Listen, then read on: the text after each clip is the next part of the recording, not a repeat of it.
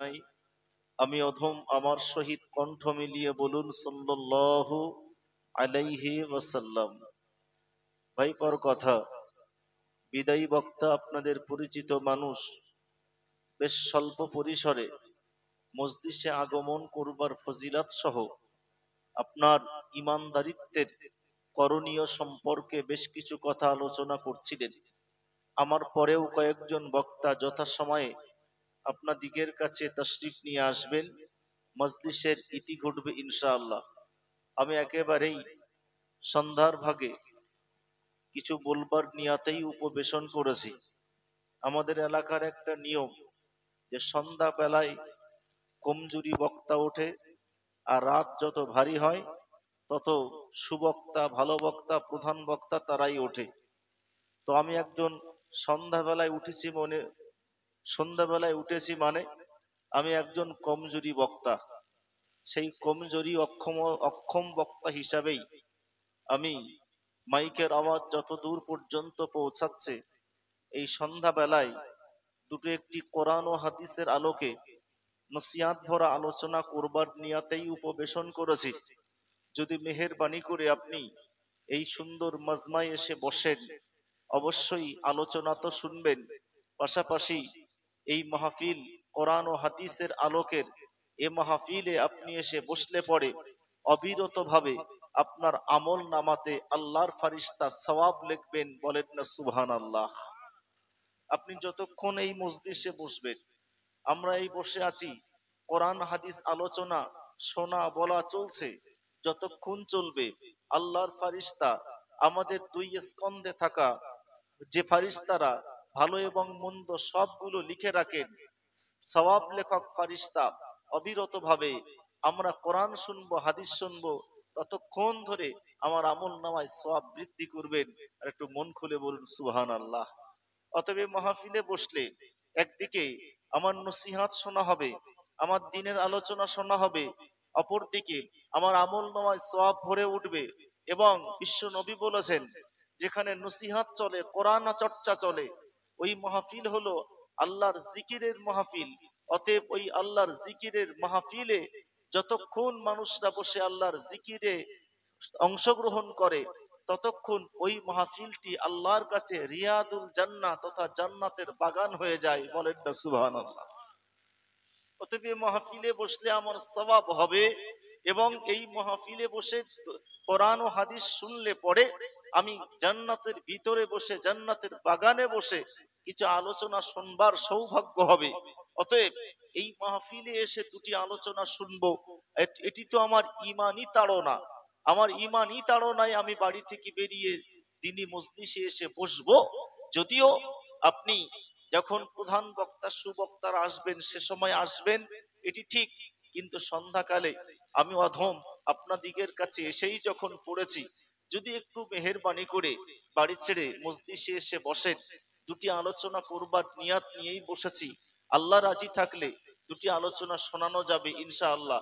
মনে রাখবেন, এই মাহফিলে যতক্ষণ চলবে ততক্ষণ আল্লাহর ফারিস্তারা এই দিনী মজলিসে এসে বসে এই মজলিসের মর্যাদা অক্ষুণ্ণ রাখেন। বলেন না সুবহানাল্লাহ। ভারত গৌরব আলেম হযরত শাহ ওলিউল্লাহ মুহাদ্দিস দেহলভী হুজুর তিনি বর্ণনা করেন, আমি একদা মক্কা শরীফে গমন করলাম, সেথায় গিয়ে দেখলাম প্রিয় নবীর সিরাত বর্ণনার মজলিস। আমি ওই মজলিসে গিয়ে বসলাম। মজলিসের যখন সমাপ্তি ঘটলো, আমি দেখলাম মজলিস থেকে একটি জ্যোতি যেন আসমানের দিকে উঠে গেছে। হযরত শাহ ওলিউল্লাহ মুহাদ্দিস দেহলভী হুজুর বলেন, ওই আল্লাহর দিনের মজলিস থেকে যে জ্যোতিকে আমি আসমানের দিকে উঠে যেতে দেখেছি, ওই জ্যোতি অন্য কোনো জ্যোতি নয়।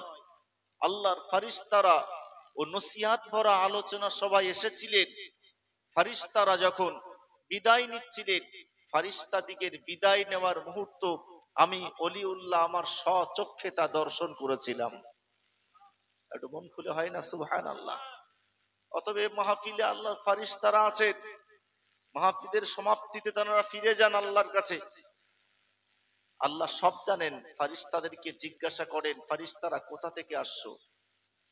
আল্লাহ তো সব জানেন, এরপরেও জিজ্ঞাসা করেন কোথা থেকে আসছো? ফারিস্তারা বলেন, আল্লাহ কিছু বান্দা বান্দি তারা একত্রিত হয়ে আপনার দিন চর্চা করছিল। আল্লাহ বলবেন, কেন করছিল? ফারিস্তারা বলবেন, আল্লাহ আপনার সন্তোষ লাভে, আপনি খুশি হবেন, তাই আপনার কিছু আলোচনা তারা শুনছিল।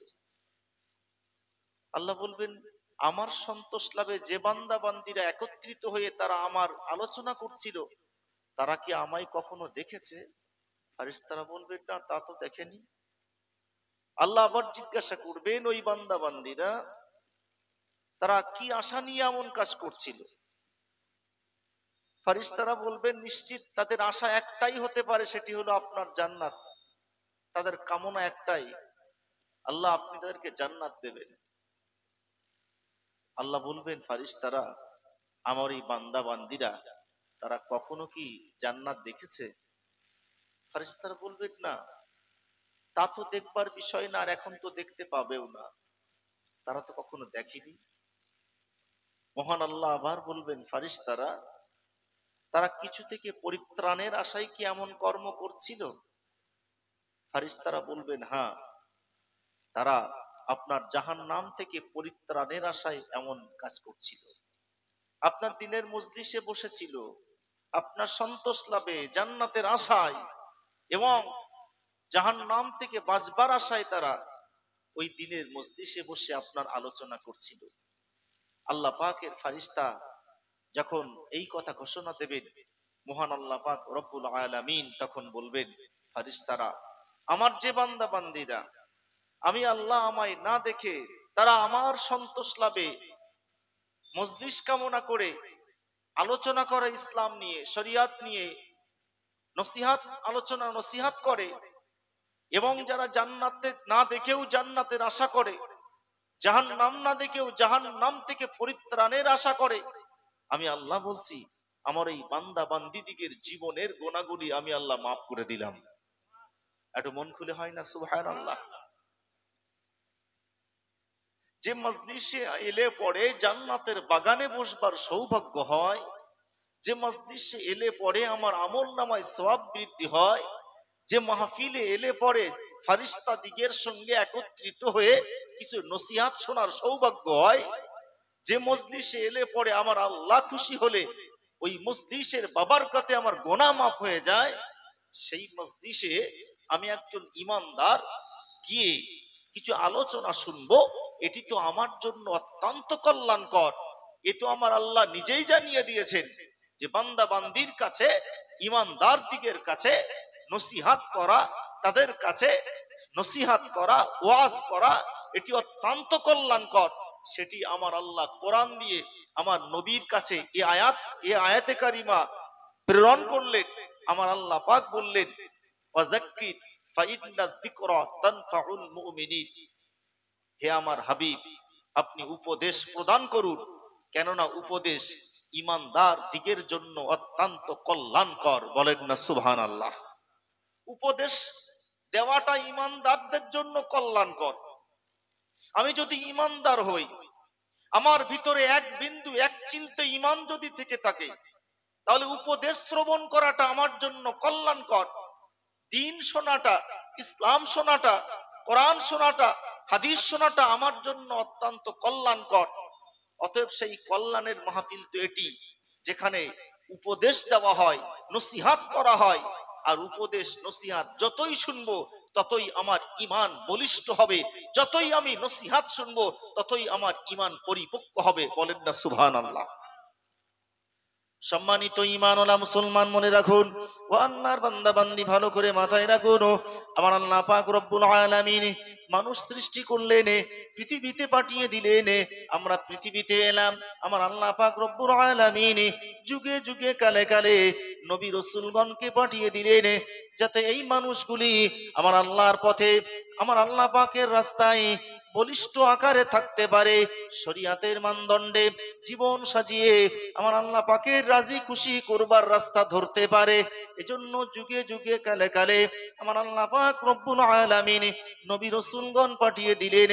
ওই ঈমানওয়ালা মুসলমান মনে রাখুন, আমাদিগের জন্য আমাদের নবী বিশ্ব নবী মুহাম্মদুর রাসূলুল্লাহ সাল্লাল্লাহু আলাইহি ওয়াসাল্লামকে আমাদিগের রাহবার করে, আমাদিগের জন্য গাইডম্যান করে পৃথিবীতে পাঠিয়ে দিলেন। একটু মন খুলে বলেন না সুবহানাল্লাহ। নবীজি এলেন গাইডম্যান স্বরূপ, কিভাবে জীবন যাপন করতে হবে, কিভাবে আল্লাহ পাকের মনোনীত ইসলামটাকে আমার জীবনে বাস্তবায়ন করতে হবে, তা আমার নবীজি ওই অন্ধকার যুগে, জাহিলি যুগে তিনি তা নিরূপণ করে দিলেন, অঙ্কন করে দিয়ে গেলেন যে কিভাবে ইসলাম নিজের জীবনে মেলে ধরতে হয়। সাথে আমার আল্লাহ নবীর কাছে দিলেন গাইড বুক, সেটি হলো কোরআনুল কারীম। ওই কোরআনুল কারীম গোটা বিশ্ববাসীর কাছে আমার নবীজি, আমার প্রিয় নবী সাল্লাল্লাহু আলাইহি ওয়াসাল্লাম ওই কোরআনের বাণীটা তিলাওয়াত করলেন, প্রকাশ করলেন। বিশ্ব নবী সাল্লাল্লাহু আলাইহি ওয়াসাল্লাম ও কোরআনের বাণী সেই মদিনাতুল মুনাওয়ারা থেকে নিয়ে শুরু করে গোটা পৃথিবীতে আজ আমরা দেখি ও কোরআনের সুর, কোরআনের বীণা ও কোরআনের বীণার তার আজকে তা সুরে সুরে বাজছে। একটু চিল্লিয়ে বলেন সুবহানাল্লাহ। প্রিয় নবী মদিনাতুল মুনাওয়ারাতে যে কোরআনুল কারীম শুনিয়েছিলেন, আমার আল্লাহ পাকের পক্ষ থেকে অবতারিত হওয়া ও কোরআন আজ গোটা বিশ্বে তা বেজে উঠেছে। আর একটু মন খুলে হয় না সুবহানাল্লাহ। সম্মানিত ঈমানওয়ালা মুসলমান, বিশ্ব নবী এসেছেন পৃথিবীতে, কোরআনুল কারীমের বাণী গোটা পৃথিবীবাসীর কাছে আমার নবীজি পৌঁছে দেওয়ার জন্য গোটা জীবনটা সংগ্রাম করলেন। ওই ঈমানওয়ালা মুসলমান মনে রাখুন, আমার আল্লাহ পাক রব্বুল আলামিন কিভাবে, আমার আল্লাহ পাকের কিভাবে সন্তোষজনক বান্দাবান্দি হওয়া যাবে, প্রিয় নৈকট্য অর্জন করা বান্দাবান্দি হওয়া যাবে, আমার কোরআনুল কারীমের ভিতরে আমার আল্লাহ পাক যেমন শিখিয়ে দিয়েছেন, আমার নবী কি সেগুলিকে নিয়ে বিশ্ববাসীর কানে কানে পৌঁছে দিয়েছেন। ওই ঈমানওয়ালা মুসলমান মনে রাখুন, আমার আল্লাহ পাক রব্বুল আলামিন কোরআনুল কারীমের ভিতরে জানিয়ে দিলেন, ও দুনিয়াবাসী তোমরা মনে রাখো, ওমা খলাকতুল জিন্না ওয়াল ইনসা ইল্লা লিয়াবুদুন, আমি পৃথিবীতে তোমাদেরকে এমনি এমনি সৃষ্টি করিনি, বরঞ্চ আমি মানুষ এবং জিনদেরকে পৃথিবীতে পাঠিয়েছি কেবলমাত্র আমি আল্লাহ আমায় উপাসনা করবে, তাই আমার ইবাদত বান্দিগি করবে। এজন্যই আমি আল্লাহ পাক রব্বুল আলামিন মনুষ্য এবং জিন জাতি দিগকে পৃথিবীতে প্রেরণ করলাম। এলাম পৃথিবীতে, কেন এসেছি আল্লাহ তা বলে দিলেন, বান্দা এমনি তোমায় পাঠাইনি, বরঞ্চ তুমি যাতে পৃথিবীতে গিয়ে ইবাদত করো, আমার আনুগত্যের জীবন তৈরি করো, আমার দাসত্বের পথে জীবন সাজিয়ে তুলতে পারো, আমার মনোনীত ইসলামের উপরে জীবন গাড়িটা তুমি চালাতে পারো, তার জন্য আমি তোমাদেরকে পাঠিয়েছি পৃথিবীতে। নবীজি এসে কিভাবে তা নিজের জীবনে বাস্তবায়ন করতে হয়, কোন রাস্তা দিয়ে চলতে হয়, কিভাবে জীবন সাজাতে হয়, কিভাবে সত্যের মানদণ্ডে কদম মজবুত করতে হয়, নবীজি পৃথিবীতে এসে তা শিখিয়েও দিলেন। বলেন না সুবহানাল্লাহ। সম্মানিত ঈমানওয়ালা মুসলমান মনে রাখুন, ও আল্লাহর বান্দা বান্দি, বিশ্বনবী মুহাম্মদুর রাসূলুল্লাহ সাল্লাল্লাহু আলাইহি ওয়াসাল্লাম মদিনাতুল মুনাওয়ারায় তিনি যখন মসজিদে নববীতে দাঁড়িয়ে দাঁড়িয়ে নবী সাহাবাদিগের কাছে আমার আল্লাহর দেওয়া কোরআন শোনাতেন, নসিহত করতেন, মানুষ দিগকে অন্যায় অপকর্ম রাস্তা পরিহার করে সত্য ন্যায়ের রাস্তায় কদম কিভাবে মজবুত করতে হয়, সত্য দিনের উপরে নিজের জীবন গাড়িটা কিভাবে পরিচালন করতে হয়, নবী যখন সুন্দর রূপরেখা তৈরি করে নীল নকশা এঁকে দিয়ে মানুষদের কাছে উপস্থাপন করতেন, নসিহত করতেন, ওয়াজ করতেন। নবীর সাহাবারা বর্ণনা করেন, নবীজি যখন আমাদিগের কাছে নসিহত করতেন, আমরা নবীর সাহাবারা এত নীরব নিস্তব্ধ হয়ে বিশ্ব নবীর মুখ নিঃসৃত বাণীগুলোকে শুনতাম, শ্রবণ করতাম, যেন ওই সময়ে পিন পূর্ণতা আওয়াজ হয়। আমার নবীর সাহাবারা নবীজির কথাগুলো এমন সুন্দর হৃদয়ঙ্গম করে নিজেদের জীবনে বাস্তবায়ন করেছিলেন। আমার নবীজি যেটি বলেছিলেন সেটি তাদের নিজেদের জীবনে মেলে ধরবার কারণে এত সুন্দর মানুষ তারা হলেন। আমার যে নবীর সাহাবারা একটা সময়ে অন্যায় অপকর্মের সঙ্গে যুক্ত হয়েছিলেন, ওই নবীর সাহাবারা জাহিলি যুগ থেকে ফিরে এসে নবীর নসিহত শুনবার পরে এত সুন্দর জীবন তৈরি করলেন। আমার নবীজি বললেন, আসহাবি কান নুজুম, আমার সাহাবারা এক একজন আকাশের তারকা সমতুল্য হয়ে উঠেছে। একটু মন খুলে বলেন না সুবহানাল্লাহ। ছিল তারা অন্ধকার পিরিয়ডে, অজ্ঞতার পিরিয়ডে, যে সময়ে মানুষে দাঙ্গা হাঙ্গামা, যে সময়ে মদ পান ব্যভিচার করা, যে সময়ে মেয়ে সন্তান দিগকে জীবন্ত হত্যা করা, এগুলো তাদের কালচার ছিল। ঠিক সেই অন্ধকার যুগে মানুষগুলিকে অন্যায় অপকর্ম পরিহার করে কিভাবে ইসলামের ছত্র ছায়ায় জীবন তৈরি করতে হয় তা নবীজি যখন শিখিয়ে দিলেন, সাহাবারা ওইগুলোকে নিয়ে এত সুন্দর জীবন পরিবর্তন করলেন। নবীজি বললেন, আমার সাহাবারা এক একজন আকাশের তারকা সমতুল্য। বলেন না সুবহানাল্লাহ। যে সাহাবারা অন্যায় অপকর্মের সঙ্গে মিলে ঝুলে থাকবার পরেও প্রিয় নবীর নসিহত শুনে জীবন পরিবর্তন করে মাটির মানুষ হলেন, জান্নাতি মানুষ হয়ে গেলেন, আমরা সেই প্রিয় নবী সাল্লাল্লাহু আলাইহি ওয়াসাল্লামের রেখে যাওয়া সে কোরআন আমাদের ঘরে, আল্লাহ প্রদত্ত কোরআন আমাদের ঘরে, নবীজির বাণীগুলি আজও আমাদের ঘরে ঘরে আমরা শুনি সে হাদিসগুলি। জি, আমরা সাহাবাদের মতো মাটির মানুষ, আকাশের তারকা না হতে পারলেও অন্তত পক্ষে ও কোরআন হাদিস শুনবার পরে তো অন্তত জীবনটা পরিবর্তন হবে। ইসলামের ছত্র ছায়ায় আমার জীবন সেজে উঠবে।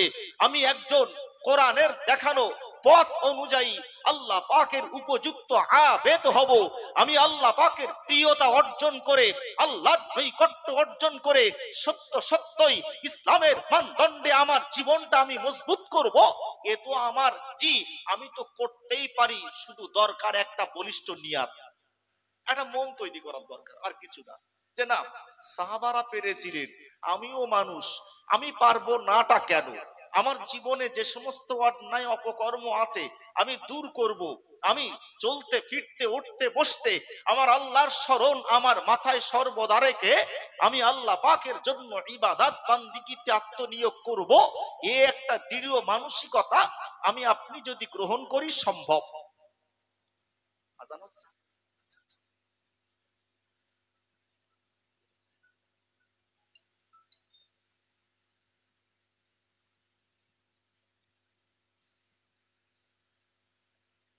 নামাজ কি এখানে হবে না মসজিদে?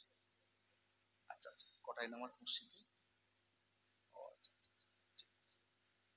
সময় আছে, এখন বহু সময় আছে, একটু বসুন, উঠবেন না, অনেক সময় আছে।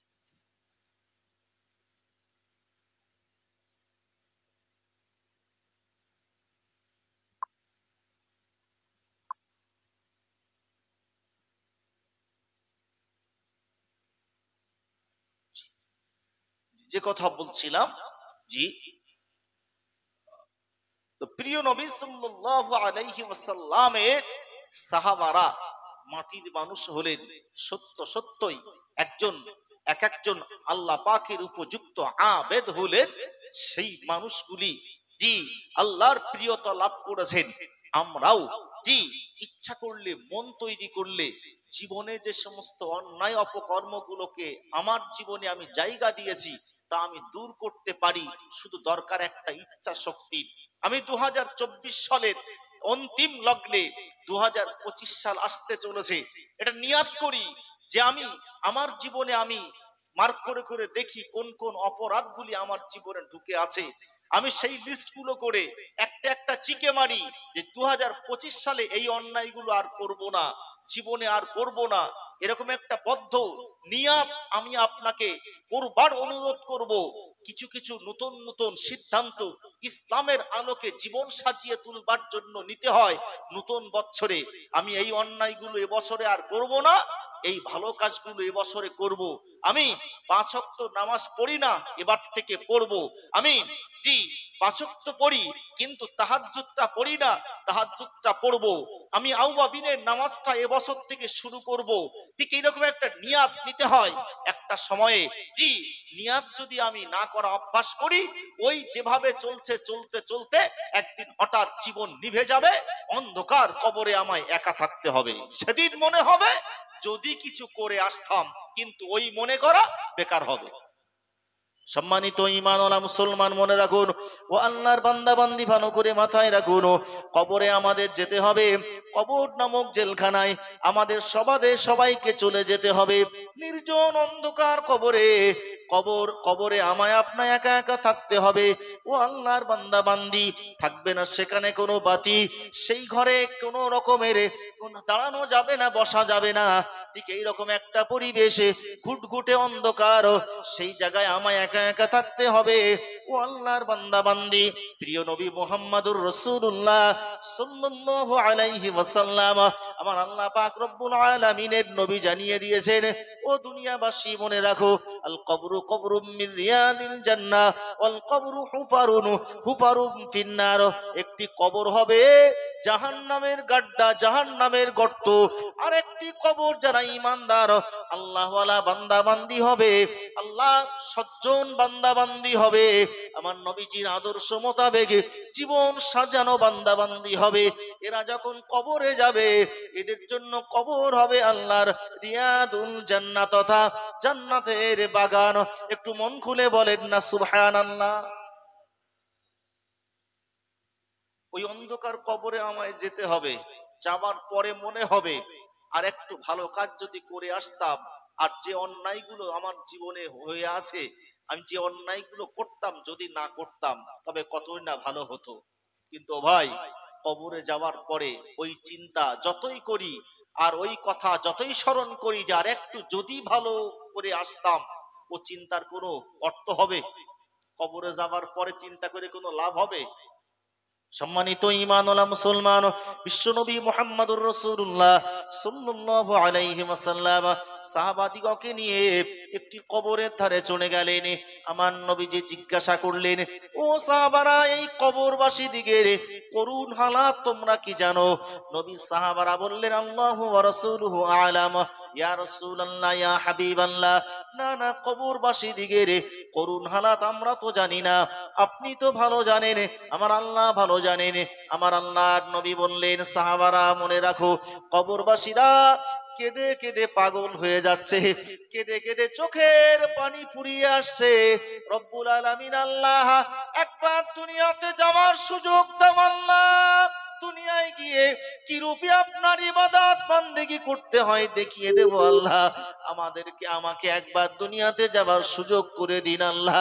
আল্লাহর কাছে তারা কান্নাকাটি করছে, কবরবাসীরা শুধু আল্লাহর কাছে আর্ত চিৎকার করছে, ও আল্লাহ, দুনিয়ায় একবার যাওয়ার সুযোগ দাও, দুনিয়াতে গিয়ে কেবলমাত্র আপনার ইবাদত বান্দিগি করে দ্বিতীয়বার কবরে আসতে চায়। নবীজি আমায় বললেন, সাহাবারা মনে রাখো, কবরবাসীরা কেঁদে কেঁদে কেঁদে কেঁদে পাগল হয়ে যাচ্ছে।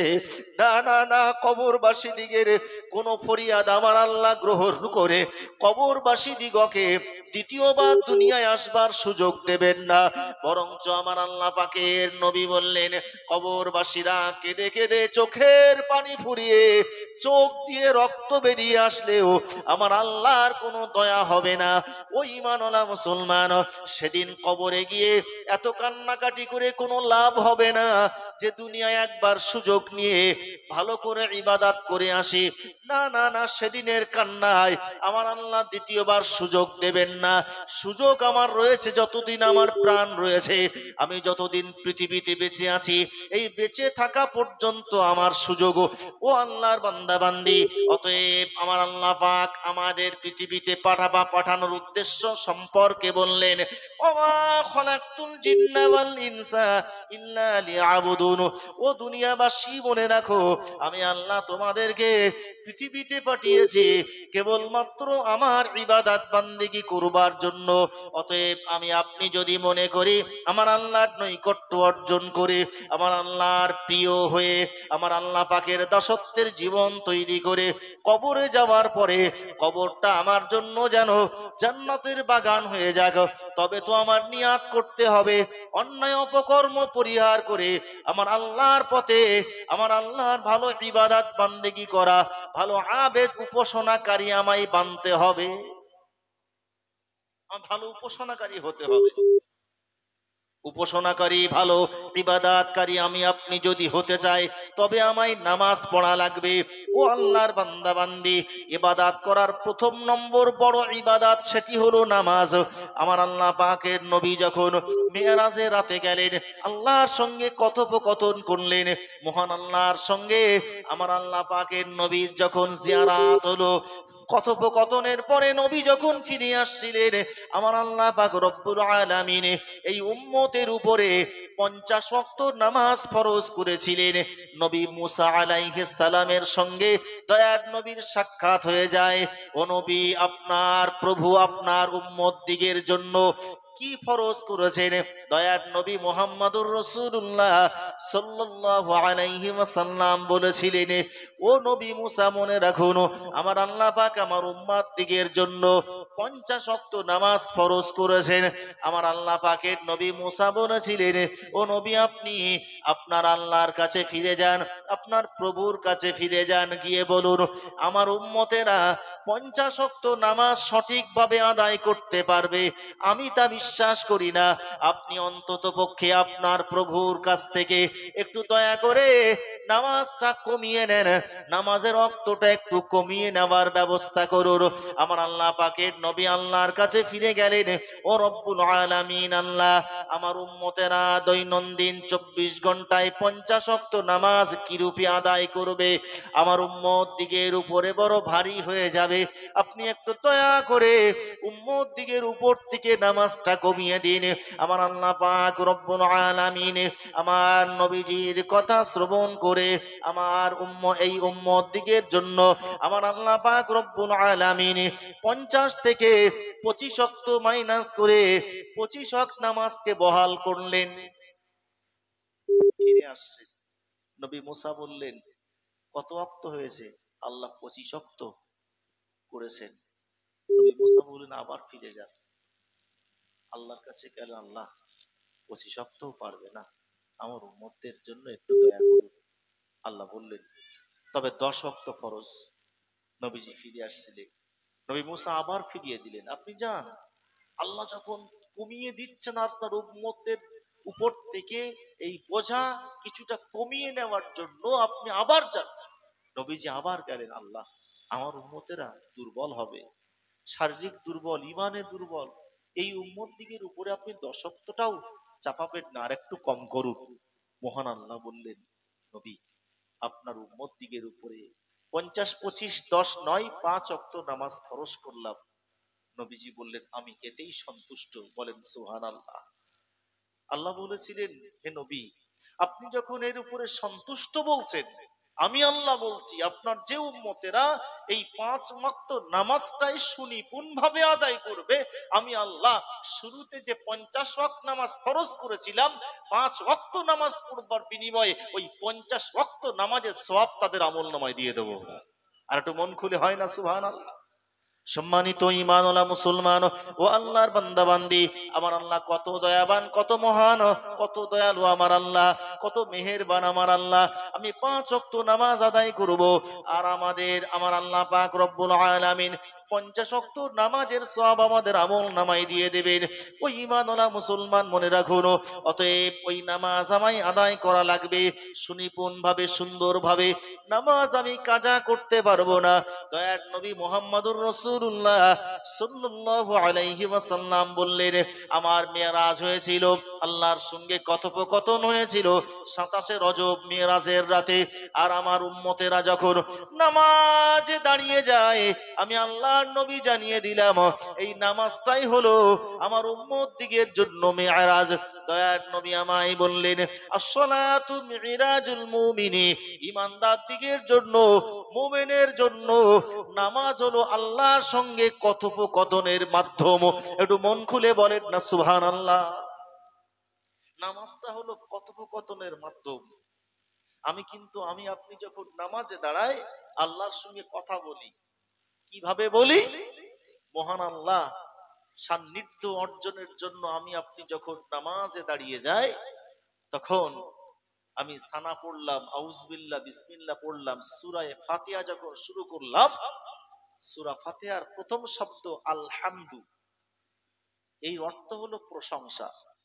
তো যেই না আমি আলহামদু তথা প্রশংসা বললাম, তো আমি যেই বান্দা নামাজের ভিতরে দাঁড়িয়ে বললাম আলহামদু তথা প্রশংসা, সঙ্গে সঙ্গে আমার আল্লাহ বলেন, ও বান্দা কার প্রশংসা? চিল্লিয়ে বলেন সুবহানাল্লাহ। আমি যেই না বললাম প্রশংসা, আমার আল্লাহ বলেন, ও নামাজি কার প্রশংসা করছো? আর একটু মন খুলে হয় না সুবহানাল্লাহ? সম্মানিত ঈমানওয়ালা মুসলমান, মনে রাখুন, আমি আপনি বলতে থাকি, আমার আল্লাহ যখন বলেন কার প্রশংসা, ও বান্দা কার প্রশংসা করছো, আমি আপনি নামাজের ভিতরে সূরা ফাতিহার মাধ্যম দিয়ে তখন আমার আল্লাহকে বলতে থাকি, লিল্লাহি রাব্বিল আলামিন, ওই আল্লাহর প্রশংসা যিনি গোটা পৃথিবীর নিয়ন্ত্রণকারী, গোটা পৃথিবীর নিয়ন্ত্রণকারী, পরিচালনকারী, আমি ওই আল্লাহ পাকের প্রশংসা করছি।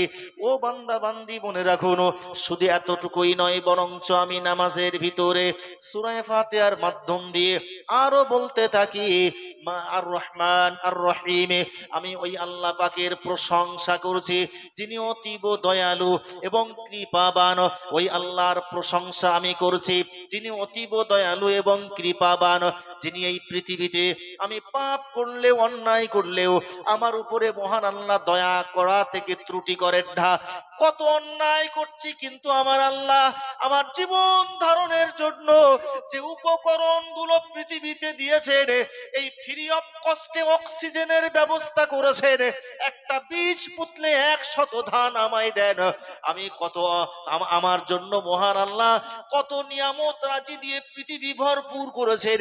না না না, আমি অন্যায় অপরাধ করছি, আল্লাহর নাফরমানি করছি, কিন্তু আমার আল্লাহ বড় দয়ালু, তাই আমার জন্য এক ফোঁটা কোনো কিছু ত্রুটি করেন না। আমি সব পাচ্ছি, আমার আল্লাহ বড় দয়ালু, তাই তিনি আমার প্রতি দয়া করেন। ও বান্দা বান্দি, মনে রাখুন, কিয়ামতের কঠিন দিবসে, সেই দিবসে যেদিন আমার আল্লাহ পাক রব্বুল আলামিন হুঙ্কার দিয়ে বলবেন, লিমানিল মুলকুল ইয়াউম, ও বান্দা বান্দি বলো, ও হাসরবাসীরা বলো না, বলো লিমানিল মুলকুল ইয়াউম, আজকের রাজত্ব কার? আজকের রাজত্ব কার? আজকের রাজত্ব কার বলো? কেউ তখন কথা বলবে না। গোটা হাসরবাসীরা মাথা হেট করে চুপচাপ দাঁড়িয়ে থাকবে, পিন পড়লে আওয়াজ পাওয়া যাবে। আমার আল্লাহ পাকের নবী জানিয়েছেন, আল্লাহ যখন এমন হুঙ্কার দিয়ে বলবেন আজকের রাজত্ব কার, ওই সময়ে গোটা পৃথিবীর একাংশ রাজত্ব করা কোন দুর্দণ্ড প্রতাপ রাজা বাদশাহ সম্রাট, তারাও পর্যন্ত মাথা হেট করে দাঁড়িয়ে পড়বে, মাথা তুলবার কারো অবকাশ থাকবে না। ও ঈমানওয়ালা মুসলমান, কেউ যখন কোনো উত্তর করবে না, আমার আল্লাহ পাক রব্বুল আলামিন তখন বলবেন, লিল্লাহিল ওয়াহিদিল কাহ্হার, আজকের রাজত্ব আমি আল্লাহ কেবল আমারই। একটু মন খুলে বলেন না সুবহানাল্লাহ। ও ঈমানওয়ালা মুসলমান, সেই দিনের কথা স্মরণ করে আমি আপনি সূরা ফাতিহার ভিতর দিয়ে আরো বলতে থাকি, রব্বুল আলামিন আল্লাহ আপনি দয়ালু, আপনি কৃপাবান। ওই দয়ালু কৃপাবান আল্লাহর যেমন প্রশংসা আমি আপনি করছি, মালিকি ইয়াউমিদ্দিন, এবং কিয়ামতের দিনের একমাত্র মালিক আমার আল্লাহ যিনি, ওই আল্লাহর প্রশংসা আমি করছি। আর একটু মন দিয়ে বলেন না সুবহানাল্লাহ। সূরা ফাতিহা পড়ি না, কি পড়ি বোঝেন? কি পড়ি আমি? আমি যেই না বললাম আলহামদু, আল্লাহ বলেন কার প্রশংসা? আমি বলি লিল্লাহি রব্বিল আলামিন, গোটা পৃথিবীর নিয়ন্ত্রণকারী আল্লাহর প্রশংসা। এবং যিনি দয়া করছেন, আমি পাপ করলেও দয়া করা থেকে বিরত হন না, ওই আল্লাহর প্রশংসা। আবার কিয়ামতের দিনের একমাত্র মালিক যিনি হবেন, সেই মালিকের প্রশংসা। বলেন সুবহানাল্লাহ। ইয়াকা নাবুদু ওয়া ইয়াকা নাস্তাঈন। আমি ওই সূরা ফাতিহার ভিতর দিয়ে আমার আল্লাহ পাক রব্বুল আলামিনের সঙ্গে কত সুন্দর কথা আমি বলছি বান্দা বান্দি। ও ঈমানওয়ালা মুসলমান দেখুন, আমি আল্লাহর কাছে বলতে থাকি, ও রব্বুল আলামিন আল্লাহ, ইয়াকা নাবুদু ওয়া ইয়াকা নাস্তাঈন। আমার এই ইবাদত বান্দেগি কেবলমাত্র আপনার জন্য আল্লাহ। ও রব্বুল আলামিন আল্লাহ, আমার ইবাদত বান্দেগি অন্য কারো জন্য নয়। না না, আমার দুনিয়ার মানুষরা আমায় ভালো নামাজি বান্দা বলবে, আমি ভালো পরেজগার বান্দা বলবে, মানুষ আমায় ভালো বলবে, এই জন্য আমার নামাজ নয়। কেবলমাত্র আমার এই প্রশংসা সম্বলিত নামাজ, আমার এই তসবিহ পবিত্রতা বর্ণনা করার এই নামাজ, ও আল্লাহ কেবলমাত্র আপনার জন্য। আপনি খুশি হবেন তাই আমি আপনার জন্য নামাজ আদায় করছি। ওয়া ইয়াকা নাস্তাঈন, এবং আপনার কাছে আমার চাওয়া পাওয়া, আপনার কাছে আমি চাই। আমার কোনো অভাব হলে আপনার কাছে আমি চাই, আমার কোনো ত্রুটি হলে আপনার কাছে আমি মাপ চাই। ও আল্লাহ, আপনার কাছেই আমার চাওয়া পাওয়া, দুনিয়ার কারো কাছে নয়, কারো কাছে নয়। আমি অভাবী, আমার টাকার প্রয়োজন, আপনার কাছে আমি চাই। আমার কন্যা সন্তানের উপযুক্ত পাত্রের প্রয়োজন, আপনার কাছে আমি চাই। ও রব্বুল আলামিন আল্লাহ, আমার সন্তান হয় না, আমার সন্তানের প্রয়োজন, আপনার কাছে আমি চাই। আমি ঋণগ্রস্ত, ও আল্লাহ, আমার ঋণ থেকে উদ্ধার করবার কেহ নাই আপনি ছাড়া আল্লাহ। অতএব আপনি আমার একমাত্র চাওয়া পাওয়ার একমাত্র মাধ্যম। আমরা নামাজের ভিতর দিয়ে আল্লাহর কাছে তা আমরা প্রকাশ করি। ওয়া ইয়াকা নাস্তাঈন, আল্লাহ আমার চাওয়া পাওয়া সব কিছু কেবলমাত্র আপনার কাছেই। আমি যেমন ইবাদত আপনার জন্যই করছি আল্লাহ, আমার চাওয়া, আমার পাওয়া, আমার যাহা কিছু সব আপনার কাছে। ও আল্লাহ, আপনি আমার চাওয়া পাওয়া গুলো পূরণ করবেন, আমার যা অভাব আপনি মোচন করবেন। ও আল্লাহ, আমার যা চাহিদা আপনি পূর্ণ করে দেবেন। বলেন না সুবহানাল্লাহ। সম্মানিত ঈমানওয়ালা মুসলমান ও আল্লাহর বান্দা বান্দি, আমার নতুন করে চাওয়ার প্রয়োজন হয় না। ও আল্লাহর বান্দা বান্দি, ভালো করে মাথায় রাখুন, নামাজটা যদি আমি আপনি দৈনন্দিন 5 ওয়াক্ত কতবার করে সূরা ফাতিহা আমার পড়তে হবে। আর আমার আল্লাহ যদি একবার আমার এই নামাজ কবুল করে নেন, আমার সূরা ফাতিহার ভিতর দিয়ে আমার চাওয়া পাওয়া গুলোকে কবুল করে নেন, আমার কোনো অভাব থাকবে না। ওই ঈমানওয়ালা মুসলমান, আমি নামাজের ভিতরে সূরা ফাতিহার মাধ্যম দিয়ে আমার রবকে আরো জানাতে থাকি, ইহদিনাস সিরাতাল মুস্তাকিম। ও আল্লাহ, আমায় সরল সত্য রাস্তায় পরিচালন করুন। সিরাতাল্লাযীনা আন'আমতা আলাইহিম, ওই সত্য সরল রাস্তায়, যে রাস্তায় আপনার প্রিয় ভাজন বান্দা বান্দিরা অমর হয়ে আপনার রাস্তায় তারা চলে গেছেন আল্লাহ। ওই সমস্ত আপনার নৈকট্য প্রাপ্ত অর্জন করা বান্দা বান্দি দিগের রাস্তায় আমার চলবার ব্যবস্থা আপনি করুন। ইহদিনাস সিরাতাল মুস্তাকিম সিরাতাল্লাযীনা আন'আমতা আলাইহিম গায়রিল মাগদুবি আলাইহিম ওয়ালাদ-দাল্লিন। এরপরে আমি আল্লাহর কাছে বলি, রব্বুল আলামিন আল্লাহ, না না না, আপনার গজব প্রাপ্ত রাস্তায় আমায় পরিচালনা আপনি করবেন না আল্লাহ। যে রাস্তায় ইহুদি নাসারারা চলে গজব প্রাপ্ত হয়েছে ইতিপূর্বে, না না না, ওই সমস্ত পাপের রাস্তায় আমায় যেন আপনি পরিচালন করবেন না। ওই ঈমানওয়ালা মুসলমান, আমার আল্লাহ পাকের নবী বললেন, নামাজি বান্দা বান্দি যখন নামাজের ভিতরে সূরা ফাতিহা এত সুন্দর করে তিলাওয়াত করবার পরে যখন বলে আমিন তথা আমার আল্লাহ পাকের এই কথাগুলি যখন আমার আল্লাহ পাক কবুল করুন, এইভাবে যখন আমি আমিন প্রকাশ করি, আমার আল্লাহ পাকের নবী বলেন, আল্লাহর যে বান্দা বান্দি নামাজের ভিতর দিয়ে সূরা ফাতিহা সমাপ্ত করে, সূরা ফাতিহা শেষ করবার সঙ্গে সঙ্গে আমার আল্লাহ পাকের ফারিস্তারাও আমিন বলেন। আর আল্লাহর ফারিস্তাদিগের আমিন বলার সঙ্গে ওই নামাজি বান্দা বান্দির আমিনটা যদি মিলে যায়, আমার আল্লাহ খুশি হয়ে ওই বান্দার জীবনের গুনাহগুলি মাফ করে দেন। আর একটু মন খুলে বলেন না সুবহানাল্লাহ। নামাজ পড়বো, চাহিদা পূর্ণ হবে। নামাজ পড়বো, আমার হৃদয় তৃপ্তি পাবে, শীতল হয়ে যাবে, অন্তর জুড়িয়ে যাবে, আল্লাহর প্রেমে হৃদয় উঠলে উঠবে। এবং নামাজ যখন আমি সূরা ফাতিহা পড়া শেষ করছি, জি আমার আল্লাহ কবুল করলে ফারিস্তাদিগের আমিন বুলির সঙ্গে আমার আমিন বুলি মিলে গেলে নবীর ভাষণ অনুযায়ী আমার জীবনের গুনাহগুলি মাফ হয়ে যাবে। বলেন না সুবহানাল্লাহ। সম্মানিত ঈমানওয়ালা মুসলমান ও আল্লাহর বান্দা বান্দি, ভালো করে মাথায় রাখুন, আমি আপনি যখন নামাজের ভিতরে এরপরে যখন আমি যখন অন্য একটা সূরা মিলালাম, অন্য সূরা পড়বার পরে আল্লাহু আকবার বলে আমি রুকুতে চলে গেলাম। আল্লাহু আকবার, আমার আল্লাহ মহান, আমার আল্লাহ সব থেকে বড়, আমার আল্লাহর মতো মহান আর কেহ নেই, আমার আল্লাহর মতো বড় আর কেহ নেই। আল্লাহ বড়, আল্লাহ মহান। আমি যখনই আল্লাহু আকবার বলে সিজদায় আমি যখন রুকুতে চলে গেলাম, আর সুবহানা রাব্বিয়াল আযীম, আমার আল্লাহ পাকের মহান আল্লাহর পবিত্রতা বর্ণনা করছি।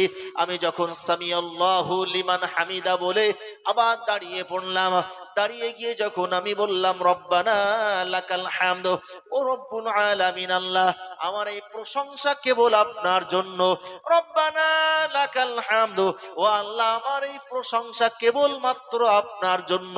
আমার নবীজি বলেন, বান্দা বান্দি যখন রুকু থেকে দাঁড়িয়ে রব্বানা লাকাল হামদ বলে, আমার আল্লাহ এত খুশি হন, আল্লাহ 30 জন ফারিস্তা ওই নামাজি বান্দার সওয়াব লেখার জন্য প্রতিযোগিতা শুরু করে দেয়।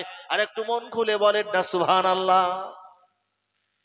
30 জন ফারিস্তা সওয়াব লেখার জন্য প্রতিযোগিতা করে। আমি যখন রব্বানা লাকাল হামদ বলছি, ও আল্লাহ আমার এই প্রশংসা কেবলমাত্র আপনার জন্য, আল্লাহর ফারিস্তারা ওই বান্দার আপনার জন্য তথা আল্লাহর জন্য প্রশংসা শুনবার পরে 30 জন ফারিস্তা এসে প্রতিযোগিতা করে কে কত বেশি সওয়াব লিখতে পারে। বুঝি না তো। তাই সিজদা রুকু থেকে উঠেই একটু দাঁড়িয়ে রব্বানা লাকাল হামদ আন্তরিকতার সঙ্গে দাঁড়িয়ে বলবো। আমরা কখনো কখনো এই খেয়ালটুকু করি না, সামিআল্লাহু লিমান হামিদা বলা শেষ, আল্লাহু আকবার, সিজদায় চলে গেল। একটু কায়মনো বাক্যে রব্বানা লাকাল হামদ বলে একটু দাঁড়িয়ে যান, আল্লাহ আপনার জন্য প্রশংসা। অতি সন্তর্পণে সুন্দর করে দাঁড়িয়ে আস্তে আস্তে আল্লাহু আকবার বলে আবার সিজদায়। আল্লাহ আপনি সব থেকে মহান, আপনার মতো আর কেহ নাই। সম্মানিত ঈমানওয়ালা মুসলমান, মনে রাখুন, আমি যখন সিজদায় চলে গেলাম, আমার খেয়াল থাকবে আমার আল্লাহ পাক রব্বুল আলামিনের কুদরতি কদম মোবারকে আমি সিজদা করেছি। আমার আল্লাহ পাকের নূরানি কুদরতি কদম মোবারকে আমি সিজদা করেছি।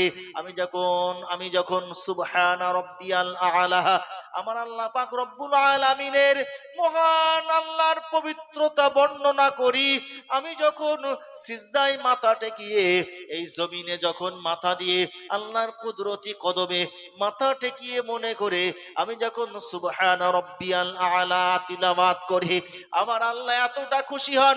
আমার আল্লাহর নবী জানিয়েছেন, মহান আল্লাহর যে বান্দা বান্দি সিজদায় পড়ে আল্লাহর কুদরতি কদম মোবারকে মাথা ঠেকিয়ে সুবহানা রাব্বিয়াল আ'লা বলে, আমার আল্লাহ এত খুশি হন, ওই বান্দা সিজদা থেকে মাথা তুলবার আগে ওর জীবনের গুনাহগুলি আমার আল্লাহ মাফ করে দেন। একটু মন খুলে বলেন না সুবহানাল্লাহ। ও ঈমানওয়ালা মুসলমান, আমরা যখন সিজদায় গিয়ে আমার আল্লাহ পাকের তাসবিহ পাঠ করি, পবিত্র পবিত্রতা বর্ণনা করি। ও আল্লাহর বান্দা বান্দি মনে রাখুন, আমি আপনি যখন সিজদায় গিয়ে আল্লাহর পবিত্রতা বর্ণনা করি ফিসফিস ফিসফিস করে, দুনিয়ার কেউ জানে না, দুনিয়ার কেউ জানে না, আমি মনে মনে শুধু সুবহানা রব্বিয়াল আলা বললাম, কিন্তু আরশের মালিক আল্লাহ আমার ওই মনের কথা সব শ্রবণ করে এতটা খুশি হয়ে যান, আমার জীবনের গোনাগুলি মাফ করে দেন। আরো মন খুলে বলেন না সুবহানাল্লাহ। নামাজ যদি পড়তে হয় তৃপ্তি পাবো আমি, অন্তর জি আল্লাহর জন্য হৃদয় উতলে উঠবে, বিগলিত হবে, সেই মন নিয়ে সেই ভালোবাসা নিয়ে আমি আপনি যদি নামাজ পড়তে দাঁড়াই, ও ভাই মনে রাখবেন এই নামাজ কোনোদিন কাজা করব এই মন জীবনে হবে না। তার কারণ জি আমি আল্লাহর ভালোবাসায় নামাজ পড়ি। কিন্তু অনেকে এক ওয়াক্ত পড়ে, দু ওয়াক্ত পড়ে, কেউ পড়তে হয় পড়ে, না হয় না পড়ে, কাজের ঠেলায় মনে নেই, এরকম ঘটে। তার কারণ নামাজের প্রতি মন নেই, ভালোবাসা নেই, আন্তরিকতা নেই। যখন নামাজের প্রতি এই ভালোবাসা রেখে কেউ নামাজ আদায় করবে, এক ওয়াক্ত নামাজ তার কাজা হবে না। তার কারণ ও জানে আমি যখনই নামাজে দাঁড়াই তখনই আমার আল্লাহর সঙ্গে বিরাট হৃদ্যতা তৈরি হয়ে যায়। বলেন না সুবহানাল্লাহ। সম্মানিত ঈমানওয়ালা মুসলমান ও আল্লাহর বান্দা বান্দি, আমি যখন নামাজ আদায় করি, আমি যখন নামাজ পড়া বান্দা বান্দি হয়ে যায়, আমার আল্লাহ পাকের প্রিয় আমি হয়ে যায়, আমার আল্লাহর সঙ্গে কথোপকথন করবার সুযোগ পাই, আমার জীবনের গুনাহগুলি মাফ হয়ে যাওয়ার মাধ্যম হয়ে যায়।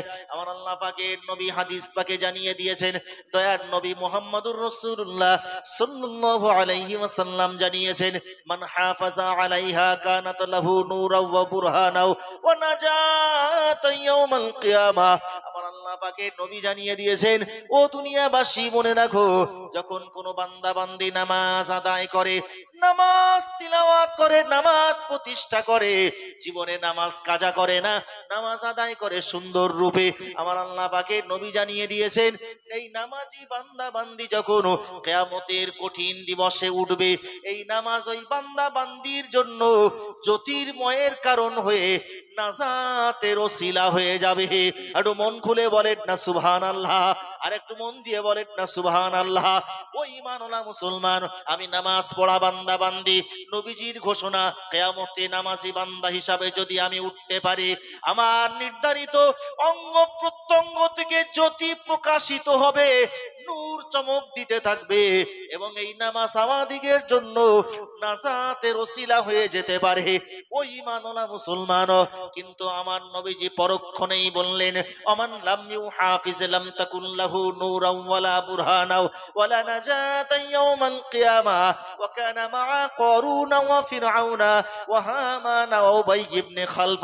আমার আল্লাহর নবী পরেই জানিয়ে দিয়েছেন, কিন্তু যারা নামাজ পড়ে না, নামাজ সমূহের রক্ষণাবেক্ষণ করে না, নামাজ যারা আদায় করে না, এই নামাজ তাদের জন্য কিয়ামতের দিন জ্যোতি হবে না, কিয়ামতের দিন নামাজ তাদের জন্য নাজাতের ওসিলাও হবে না, বরঞ্চ এই নামাজ, এই বেনামাজি কিয়ামতের দিন যখন উঠবে দেখতে পাওয়া যাবে কারুন, ফেরাউন, হামান, উবাই ইবনে খালফদের মতো পাক্কা পাক্কা কাফেরদের সঙ্গে হাসর নাসর হবে।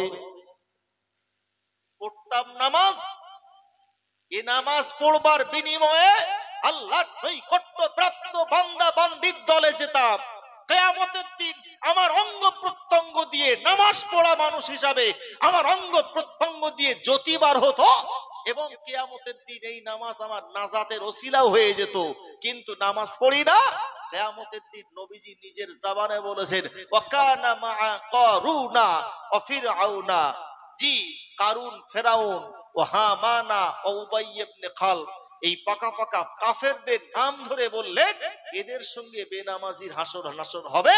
অতএব ঈমানদার মুসলমান যারা, আমি নবীকে ভালোবাসি, আমি ইসলামের উপরে, আমি ইসলামকে ভালোবেসে মুসলমানের দলে আমার জীবনটাকে আমি সাঙ্গ করতে যাই, যদি মনে করি শেষ নবীর উম্মত হিসাবে কিয়ামতের দিন আমি যদি মর্যাদা সম্পন্ন দলে ঠাঁই নিতে চাই, তবে আমার উচিত হবে অন্তত পক্ষে জি দৈনন্দিন 5 ওয়াক্ত নামাজটা আন্তরিকতার সঙ্গে আমার পড়া লাগবে। যদি নামাজ পড়ি, আশা একটা করা যেতে পারে কিন্তু নামাজটাই পড়ি না। নবীজি বললেন একজন ইমানদার আর বেঈমানের পার্থক্য হলো নামাজ। বেঈমান নামাজ পড়ে না আর ইমানদার নামাজ পড়ে। কিন্তু ঘরে ঘরে আজকে দেখবেন আমার ঘরের মুসলমান ঘরের একাংশ অ্যাডাল্ট হওয়ার পরেও, প্রাপ্ত বয়স্কা হওয়ার পরেও দেখা যায় তারা এখনো নামাজটা ধরেনি। এটি আমাদের জন্য বড় আফসোস। সম্মানিত ঈমানওয়ালা মুসলমান মনে রাখুন ও আল্লাহর বান্দা বান্দি ভালো করে মাথায় রাখুন, আমার আল্লাহ পাক রব্বুল আলামিন কোরআনুল কারীম দিয়ে বিশ্ববাসীকে অবগত করিয়েছেন, ইয়াতাসাআলুনা আনিল মুজরিমিন মা সালাকাকুম ফি সাকার ক্বালু লাম নাকু মিনাল মুসাল্লিনা ওয়া লাম নাকু নুতঈমুল মিসকিন। আমার আল্লাহ পাক বিশ্ববাসীকে জানিয়ে দিয়েছেন যে কিয়ামতের কঠিন দিবসে বিচারান্তে জান্নাতীরা জান্নাতে চলে যাবে, জাহান্নামীরা জাহান্নামে চলে যাবে। জাহান্নামীরা যখন জাহান্নামের দরজার সামনে জাহান্নামের মালিক দারোয়ান ফেরেশতা জিজ্ঞাসা করবে, ও অপরাধীরা, মা সালাকাকুম ফি সাকার, কি অপরাধের জন্য তোমরা জাহান্নামে এসেছো? জাহান্নামী অপরাধী দিগকে জাহান্নামের ফেরেশতা যখন জিজ্ঞাসা করবে কোন অপরাধের জন্য জাহান্নামে এসেছো, জাহান্নামী অপরাধীরা জবাব দিয়ে বলবে, ক্বালু লাম নাকু মিনাল মুসাল্লিন, আমরা নামাজ পড়তাম না তাই আল্লাহ আমাদের জাহান্নামে দিয়েছে।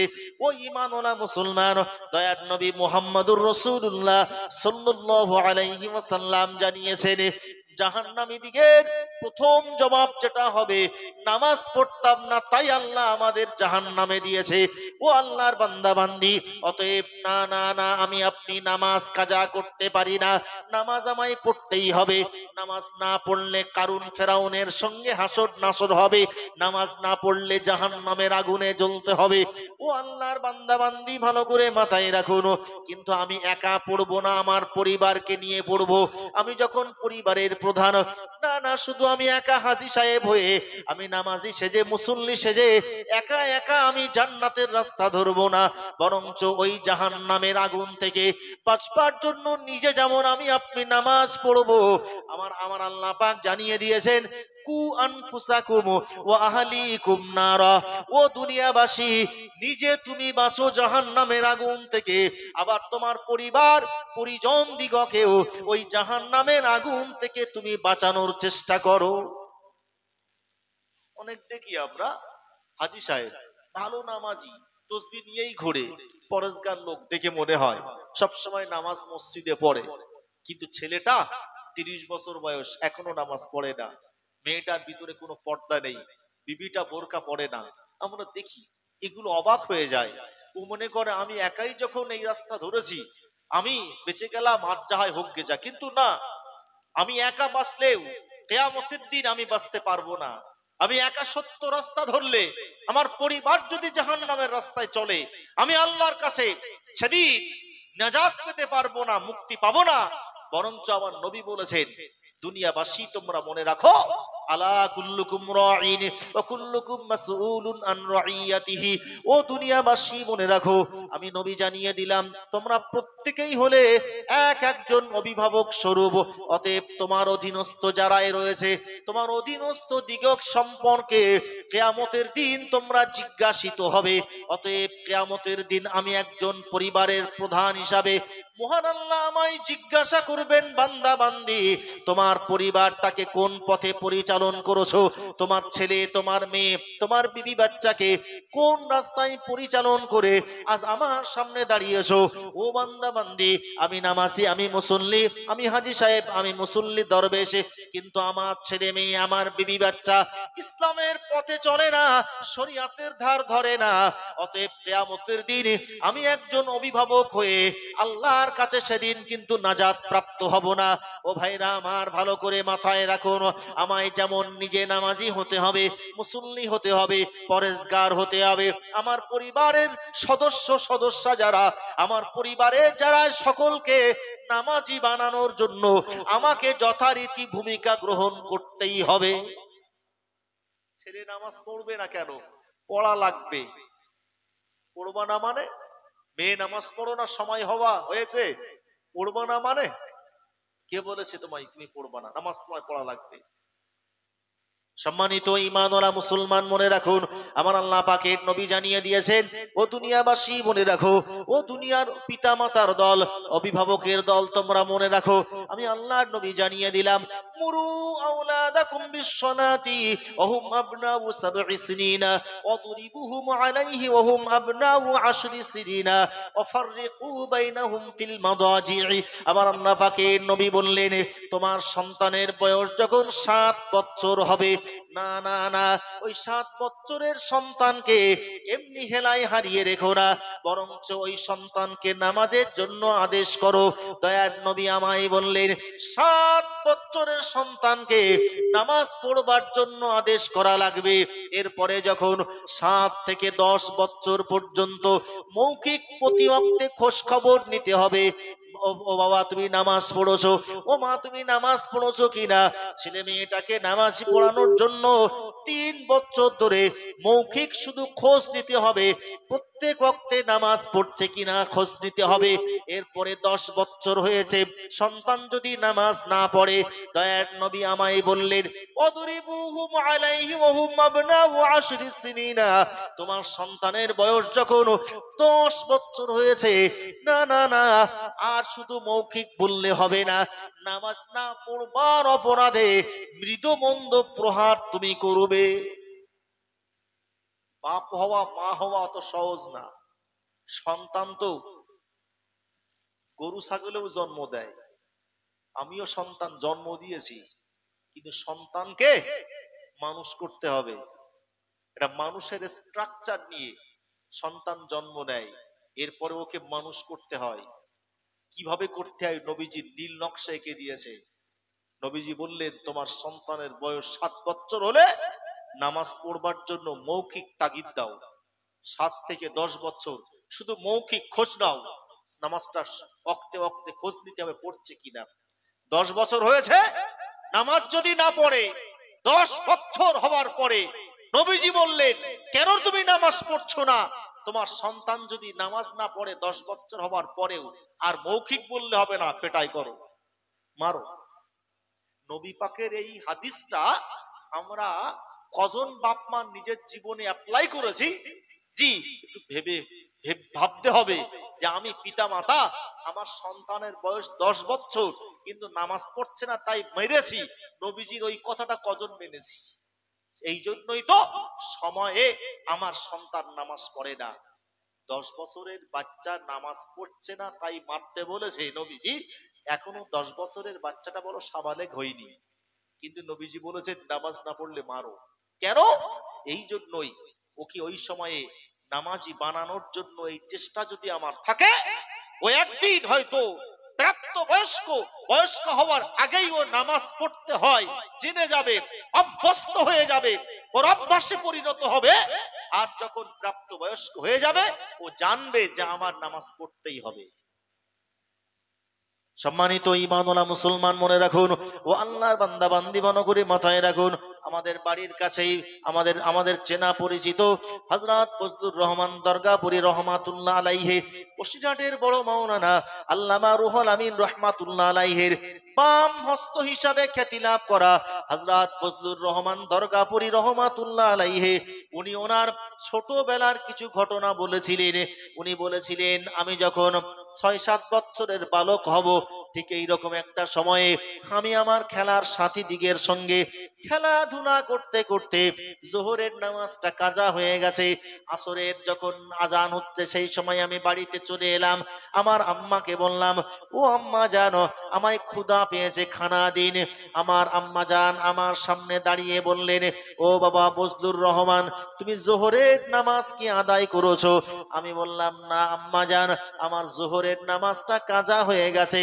আমার খেলার সাথী দিগের সঙ্গে খেলা করতে করতে জোহরের নামাজটা আমি কাজা করে ফেলেছি। আম্মা জান, আমার ভুল হয়ে গেছে, আমার মনে ছিল না, খেয়াল হয়নি। আমার আম্মা জান বললেন, ও বাবা ফজলুর রহমান, ভুল যখন করেছো সাজা তোমায় নিতে হবে। কেন তুমি নামাজ না পড়ে ভুলটা করলে? সাজা তোমায় নেওয়া লাগবে। যাও, ওই অদূরে আছে ইট, ওই 2খানা ইট কি তোমার হাতে ধারণ করো। হযরত বজলুর রহমান দরগাপুরি হুজুর বলেন, আমার আম্মার মুখের দিকে তাকিয়ে দেখলাম আমার আম্মা জানের মুখটা অত্যন্ত রাগান্বিত। আমি আবার মায়ের মুখের দিকে তাকিয়ে ভীত সন্ত্রস্ত হয়ে অদূরে থাকা দুই হাতে দুইখানা ইট নিয়ে দাঁড়িয়ে গেলাম। আমি 6-7 বছরের বালক, না না না, দুই হাতে দুইখানা ইট আমি ধারণ করতে পারলাম না। আমার হাত থেকে ইট দুইখানা আমার হাত থেকে ফসকে নিচে পড়ে গেছে। যেই না পড়ে গেছে, আমার আম্মা যেন দৌড়ে এসে আমার পিঠে কষাঘাত করেছে, থাপ্পড় দিয়েছে। আমি চিৎকার দিয়ে কেঁদে উঠেছিলাম। আমার আম্মা জান আমায় বললেন, ও বাবা বজলুর রহমান, তোমার এই কান্নায় আমার হৃদয় গলবে না, বরঞ্চ জলদি করে ওযু করে এসো, যোহরের কাজা নামাজ আদায় করো, আসরের নামাজ পড়ো, তবে তোমার খানা মিলবে। হযরত বজলুর রহমান দরগাপুরি হুজুর বলেন, আমার আম্মার মুখের দিকে তাকিয়ে দেখলাম আমার আম্মার মুখটা রক্তিম বর্ণের, রাগান্বিত রক্তিম বর্ণের হয়ে উঠেছে। আমার মায়ের ওই ভয়ঙ্কর মুখচ্ছবি দেখে জলদি করে উজু করতে গেলাম। আমি উজু করে যখন ঘরে এলাম, দেখলাম আমার আম্মা জান আমার জন্য নামাজের জন্য মুসাল্লা বিছিয়ে রেখেছেন। আমি বজলুর রহমান যোহরের কাজা নামাজ আদায় করলাম। আসরের নামাজ পড়ে যখন সালাম ফিরিয়েছি, আমার আম্মা জান আমায় মাথা খানা ধরে নিজের বুকের সঙ্গে জড়িয়ে ধরে আমার আম্মা জান আমায় বলেছিলেন, ও বাবা বজলুর রহমান, তুমি আমার নিষ্ঠুর মা মনে করো না বাবা। ও বাবা বজলুর রহমান, তোমায় আমি বড্ড ভালোবাসি বাবা। বাবা বজলুর রহমান, আমি তোমাকে বড্ড ভালোবাসি বাবা। তুমি যদি নামাজ না পড়ো, নামাজ না পড়বার অপরাধে আমার ভালোবাসার বজলুর রহমানকে আমার আল্লাহ জাহান্নামের আগুনে জ্বালাবে। আমি মা কেমনে সহ্য করব বাবা? তাই আমি তোমাকে আজ দুনিয়ায় সাজা দিয়েছি নামাজ না পড়বার জন্য। ও বাবা বজলুর রহমান, জিন্দেগিতে কখনোই যেন নামাজ কাজা করবে না। হযরত বজলুর রহমান দরগাপুরি হুজুর বলেন, আমার আম্মা জান ওই 6-7 বছরে আমার নামাজ না পড়বার জন্য যে সাজা দিয়েছিলেন, তারপর থেকে অদ্যাবধি আমার কখনো এক ওয়াক্ত নামাজ আর কাজা হয়নি। একটু মন খুলে বলেন না সুবহানাল্লাহ। বজলুর রহমান দরগাপুরি হুজুরের মতো মায়ের অভাব ঘটেছে সমাজে। তাই দেখা যায় জি, মাও নামাজ পড়ে না, বাপও পড়ে না, তো ছেলে কেন পড়বে? আর যদি জি আমরা মনে করতাম যে ওই জাহান্নামের আগুন থেকে আমায় বাঁচতে হবে, ওই জাহান্নামের আগুন দুনিয়ার আগুনের মতো নয়, বরঞ্চ দুনিয়ার আগুনটাকে জ্বালিয়ে জ্বালিয়ে এই আগুনের থেকে আরো 70 গুণ অধিক তীব্র শক্তি সম্পন্ন করে জাহান্নামের আগুনটা বানানো হয়েছে। যে জাহান্নামের আগুনের রং হলো কালো, অন্ধকার ঘুটঘুটে ওই বিরাট তীব্র শক্তি সম্পন্ন আগুনে জাহান্নামে ফেলবে বেনামাজি যারা তাদের। সেদিন আমি বেনামাজি যদি হই, আমার উপায় কি হবে?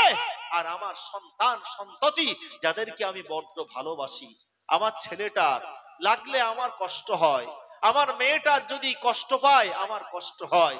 মা জি ছোট বাচ্চা রান্নাঘরে ঘুটঘুট করছে, মা কাজ করছে, ভাতের হাঁড়িটা নামিয়ে যখন ফ্যান গেলছে, ফ্যান একটা পাশে বাচ্চার হাতে লেগেছে, বাচ্চা কষ্ট পাচ্ছে, কাঁদছে, ব্যথা করছে, যন্ত্রণা হচ্ছে। বাচ্চা ফ্যানের গরম সহ্য করে যতটা না কষ্ট পাচ্ছে, ওর মা বাচ্চার থেকে বেশি কষ্ট পায়। ঠিক কিনা বলেন? মার বেশি কষ্ট হয়। ওই বাচ্চা, যে বাচ্চাকে আপনি হৃদয়ের থেকে বেশি ভালোবাসেন, ওই বাচ্চা যাকে আপনার বা যে বাচ্চার হাতে ফ্যান পড়েছে তার ব্যথায় আপনি কষ্ট পাচ্ছেন, ওই বাচ্চা নামাজ না পড়লে জাহান্নামের আগুনে আল্লাহ জ্বালাবে। আপনি সেদিন কেমনে সহ্য করবেন? আপনি একজন পরিবারের দায়িত্বশীলা গার্জিয়ান হিসাবে আপনার সন্তান সন্ততিগুলোকে ইসলাম অনুযায়ী নবীজি যেভাবে অঙ্কন করে গেছেন কিভাবে সন্তানগুলিকে নামাজি বানাতে হবে, ওই নীল নকশা আমার সন্তানের উপরে আমি একটা অ্যাপ্লাই করি, প্রয়োগ করি। অটোমেটিক্যালি প্রাপ্ত বয়স্ক হওয়ার আগেই আমার সন্তান নামাজি হবে ইনশাআল্লাহ। কিন্তু নবীজির দেখানো পথ তো ধরবো না। 10 বছরের সন্তানকে নামাজ না পড়লে মারতে হবে, নবীজি শিখিয়েছেন। এ কথা বললি জি আজকের জি বাপেরা মায়েরা বলবে 10 বছর বয়স, ওইটুকু বাচ্চা নামাজ পড়ে না, পড়বেন তাই কি মারা যায়? জি এই চলছে আমাদের, জি এইভাবেই আমাদের চলছে। এই অলসতা আমাদেরকে শেষ করে দিয়েছে। অতএব আমি আপনাদিগকে বিনয়ের সঙ্গে দাবি করব, ভাইরা আমার, একদম পরিষ্কার কথা, নিজে অন্তত পক্ষে সত্যই একজন নামাজি হয়ে সত্যই আল্লাহ পাকের ইবাদত বান্দিগি হয়ে করে আমি একজন নাজাত প্রাপ্ত বান্দা বান্দি হতে চাই। আমার ছেলে মেয়ে দিগকে সত্যই জাহান্নামের আগুন থেকে বাঁচানোর জন্য আমি ভূমিকা নিতে চাই। এই ইসলাম সম্মত পরিবার গঠন করতে চাই। যদি আমি করতে পারি, কিয়ামতের দিন আল্লাহর কাছে নিষ্কৃতি পাওয়ার একটা মাধ্যম হবে। আর যদি আমি আপনি নিজেও নামাজ না পড়ি, সন্তান সন্ততি গুলিকেও ইসলাম সম্মত ভাবে নামাজি না করবার জি প্রয়োগ করি, নামাজি না করবার কোন ভূমিকা নেই, কিয়ামতের দিন আল্লাহর কাছে আমি আপনি পাকড়াও হয়ে যাব। সেদিন আমার আপনার উপায় কি হবে? ও ভাই, দুনিয়া আমার শেষ ঠিকানা নয়। যে কোনো মুহূর্তে আমার আপনার দুনিয়া ছাড়তে হবে, চলে যেতে হবে অন্ধকার কবরে। ওই কবর বড় নির্জন জায়গা।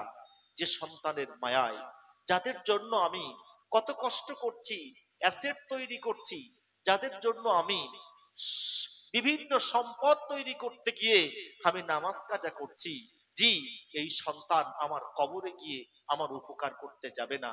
আমার বিবি আমার ভালোবাসার অর্ধাঙ্গিনী, সে ওই বিবিও যতই ভালোবাসা আমি দেখাই দুনিয়ায়, কবরে গিয়ে আমার উপকার করতে যাবে না। বরঞ্চ আমার কবরে আমার উপকার আসবে আমার নামাজ, আমার ইবাদত, আমার বান্দেগি, আমার আল্লাহর আনুগত্যর জীবন, আমার আমল, নেক আমল।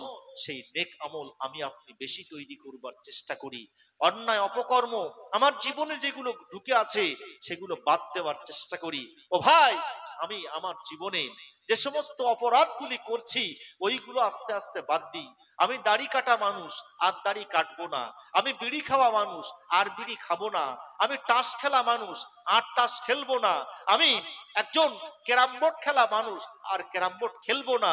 আমি গান শোনা মানুষ, আর গান শুনবো না। আমি রীতিমতো সিনেমা দেখা মানুষ, আর সিনেমা দেখবো না। এগুলো ইসলাম বিরোধী। আমি চুরি করি, চুরি করব না। আমি মদ খাই, আমি গাঁজা খাই, এগুলো আর খাবো না। এই অন্যায় অপকর্ম ইসলাম বিরোধী, শরিয়াত বিরোধী। এই কর্ম করলে তো আল্লাহর প্রিয় হওয়া যাবে না।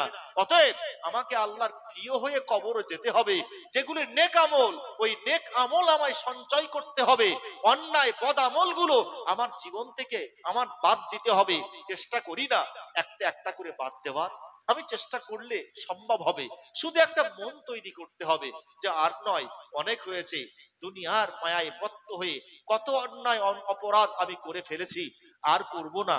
আগামীতে আমার জীবনের অন্যায়গুলোর একটা লিস্ট তৈরি করি, একটা একটা চিকে মারি, যে এই 2025 সাল আসলে এই অন্যায়গুলো আমি আর করব না। এই ভালো কাজগুলো এবার থেকে আমি করব। এই মানসিকতা আমার গ্রহণ করতে হবে। আলেম ওলামারা নসিহাত করবে, বাড়িতে চলে যাবে, কিন্তু আমার জন্য আমার কবরের সঞ্চয় আমায় করতে হবে। আলেম ওলামারা রাস্তা দেখিয়ে দেবেন, নসিহাত করবেন, ওয়াজ করবেন, ভালো পথ ধরবার জন্য পরামর্শ দেবেন, কিন্তু ফিল্ডে নেমে ভালোটা আমায় হতে হবে, জীবনটা পরিবর্তন আমায় করতে হবে। অতএব জি আমি আপনাদিগকে বিনয়ের সঙ্গে দাবি করব, জি অন্তত পক্ষে কোরআন হাদিস পৃথিবীতে আজও বেঁচে আছে।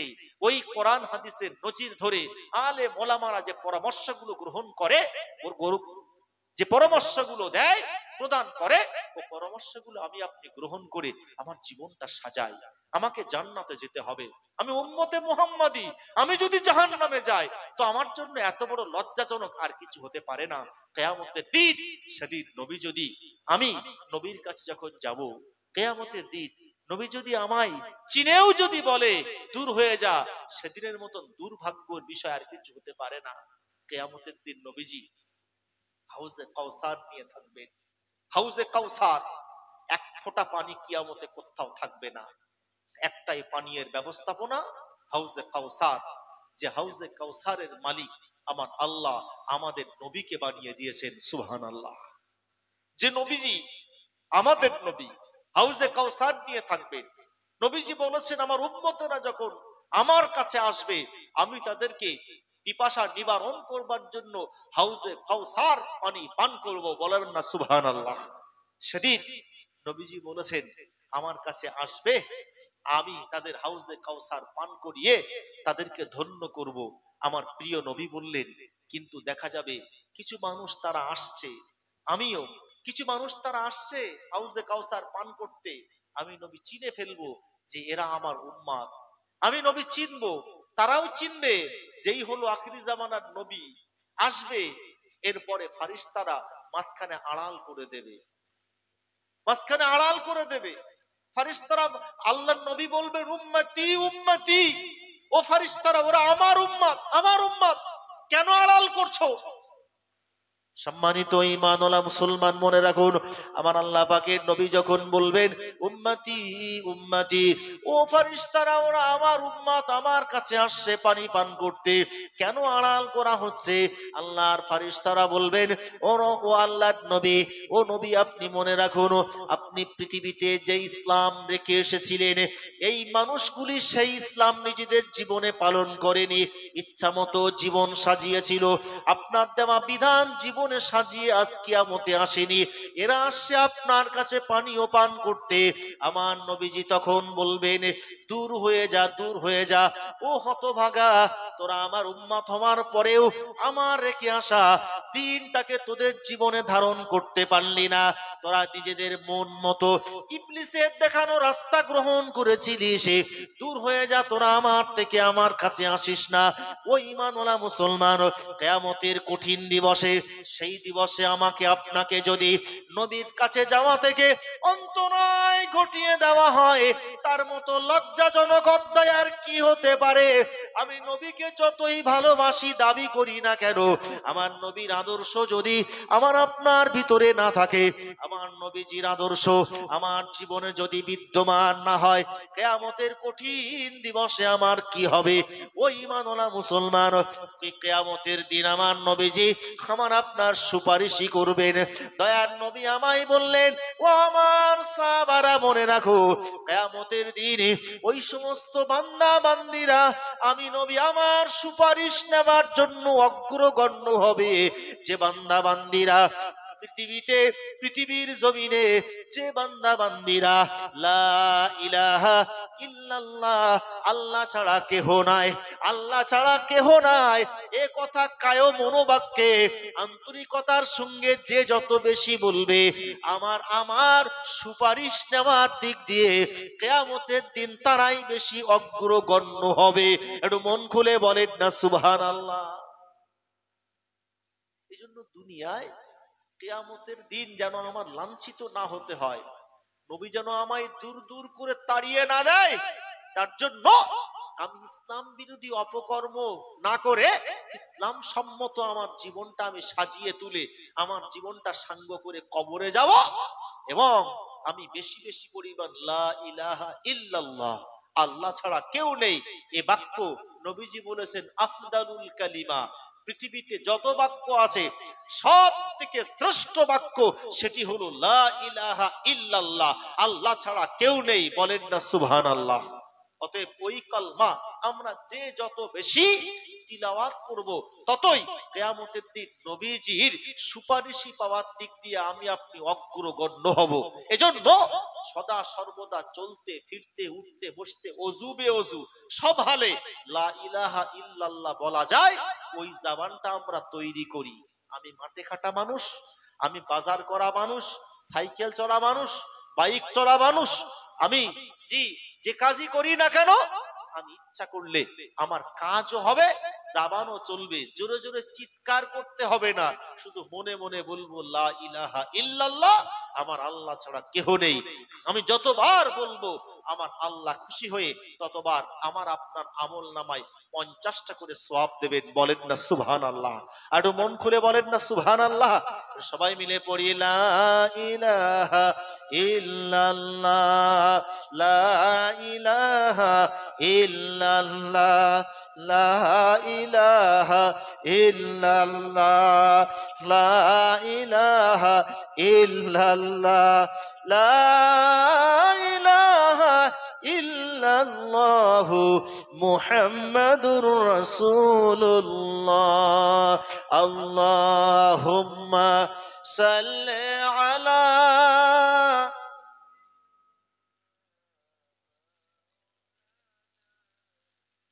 ওয়া আলা আলি সাইয়্যিদিনা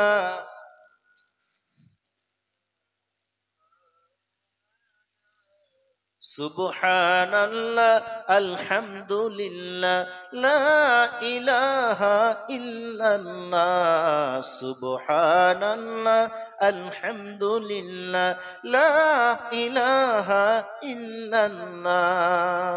তুমি বাঁচাও, তুমি মারো, অবিরত ক্ষমা করো। তুমি বাঁচাও, তুমি মারো, অবিরত ক্ষমা করো। ধরার যে জন তাকে ধরো, ধরার যে জন তাকে ধরো। তোমার মুঠোয় সবই আল্লাহ।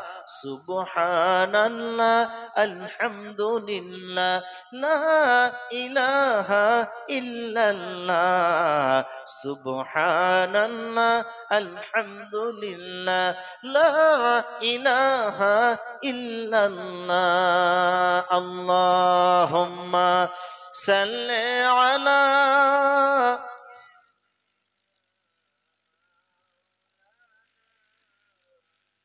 ওয়া আলা আলি সাইয়্যিদিনা।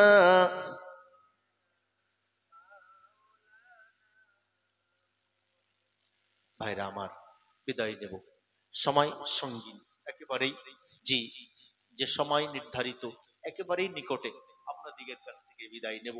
শুরু থেকে এ পর্যন্ত আমার বক্তব্যের বিষয়বস্তু ছিল, জি, পৃথিবীতে আল্লাহ আমাদের পাঠিয়েছেন আল্লাহর ইবাদত বান্দেগী করবার জন্য। আমি বলেছিলাম ইবাদতের বড় ইবাদত হলো, বড় মাধ্যম হলো নামাজ। নামাজটা আমার পড়া লাগবে। তার উপরেই হাদিস ও কোরআনের আলোকে আপনাদিগের কাছে কিছু আলোচনা তৎসহ। আমি শুধু একা নয়, আমার পরিবারের সকলকে নামাজি বানাতে হবে। তার জন্যও আমি হাদিস ও কোরআন থেকে আপনাদিগের কাছে কিছু আলোচনা রেখেছি। ভাই, আমি শেষে বলেছি কি, মরতে হবে একা একা, আমায় কবরে থাকতে হবে। আমার কবরের জন্য কেউ আমার কবরে গিয়ে সহযোগিতা করতে যাবে না। আমার নেকামল আমার কবরের উত্তম সহযোগী হবে। কিয়ামতের দিন আমায় উঠতে হবে। সেদিন আমার বিবি, আমার বাচ্চা, আমার সন্তান সন্ততি, বাপ মা, ভাই বোন, আমার বন্ধু বান্ধব সবাই আমার থেকে পালিয়ে যাবে, পলায়ন করবে। জি, কেউ আমার কাছে আসবে না। সেই দিবসে ও ভাইরা আমার, প্রিয় নবীর সুপারিশই আমার বড্ড প্রয়োজন। সেদিন আমার নবীজির সুপারিশই আমার নেওয়া লাগবে। নবীর সুপারিশ ছাড়া সেদিন আমি বাঁচতে পারবো কিনা আল্লাহ ভালো জানে। অতএব প্রিয় নবীর সুপারিশের আমার অত্যন্ত প্রয়োজন। সেই দিবসে নবীজি বলেছেন, আমার সুপারিশ নিতে গেলে বেশি বেশি লা ইলাহা ইল্লাল্লাহ বলতে হবে। আর সেদিন একমাত্র পানীয় আমার আল্লাহ পাকের নবীর কাছে থাকবে হাউজে কাউসার। ওই হাউজে কাউসারের পানি ছাড়া দ্বিতীয় কোনো পানীয়ের ব্যবস্থা যেদিন থাকবে না, ওই হাউজে কাউসারের পানি আমাকে পান করতে হবে। ও ভাই, তার জন্য আমাকে রীতিমতো ইসলাম সম্মত জীবন যাপন করা লাগবে। নবীর আদর্শের জীবন তৈরি করা লাগবে। নবীর পথে আমার জীবন সাজানো লাগবে। আমি আপনি যদি আমার প্রিয় নবীর পথে জি জীবনটা সাজিয়ে আমার জীবনটাকে আমি সাঙ্গ করতে পারি, এই দুনিয়া ছাড়তে পারি, মনে রাখবেন জি, আমার এই জীবন পরিত্যাগ করা আমার আপনার জন্য জি ভালো ভালো ফল হবে। আমি আপনাদিগকে বিনয়ের সঙ্গে দাবি করব, অনুরোধ করব, ও ভাইরা আমার, মেহেরবানি করে জীবনটাকে সাজাই ইসলামের আলোকে। জি, মাশাআল্লাহ, জি, হুজুর এসেছেন, আলোচনা করবেন। ভাই, আমি বিদায় নেব। ছোট্ট দুটি কথা। ভাই, আমরা অল ইন্ডিয়া সুন্নাতুল জামাত নামক সংগঠন করি। সংগঠনের সক্রিয় সদস্য হওয়ার অনুরোধ করব। যারা সদস্য আছেন আলহামদুলিল্লাহ, যারা নেই সদস্য হওয়ার অনুরোধ করব। সংগঠনের মুখপাত্র বঙ্গনূর পত্রিকা, বঙ্গনূর পত্রিকা একটু পাঠ করবার অনুরোধ জানাবো ভাই। বঙ্গনূর পত্রিকা সাপ্তাহিক ইসলামিক পত্রিকা, পত্রিকাটা একটু পড়ার চেষ্টা করবেন। সংগঠনের পরিচালনায় অনেকগুলি প্রতিষ্ঠান চলে, তার ভিতরে বড় প্রতিষ্ঠান জামিয়া রহমানিয়া, এই মাদ্রাসার দিকে সুনজর দেবেন। আগামী পয়লা, দোসরা, তেসরা ফাল্গুন জামিয়ার বাৎসরিক ইসলাম সওয়াব যাবেন। এবং এই সংগঠনের পরিচালনায় বৃহৎ নারী শিক্ষা প্রতিষ্ঠান আম্মাজান খাদিজাতুল কুবরা বালিকা এতিমখানা মাদ্রাসা, ওই মাদ্রাসার দিকে একটু সুনজর দেবেন। জি, মাদ্রাসায় অনেক এতিম অসহায় পড়াশোনা করে, দান সাদকা একটু এই মাদ্রাসার দিক করবেন, আপনাদের কাছে বড় আশাবাদী। জি, সংগঠনের অন্যান্য প্রতিষ্ঠান যেগুলো চলছে খেয়াল রাখবেন। আল্লাহ আমাদের সকলকে দ্বীনি ইদারার সঙ্গে যুক্ত হওয়ার তৌফিক দেন এবং ইসলাম সম্মত জীবন তৈরি করবার তৌফিক দেন। সকলে বলি আল্লাহুম্মা আমিন। ওয়া আখিরু দাওয়ানা আনিল হামদুলিল্লাহি রাব্বিল আলামিন। আসসালামু আলাইকুম ওয়া রাহমাতুল্লাহি ওয়া বারাকাতুহু। উচ্চ স্বরে মুহাব্বতের দরুদ, আল্লাহুম্মা সাল্লি আলা।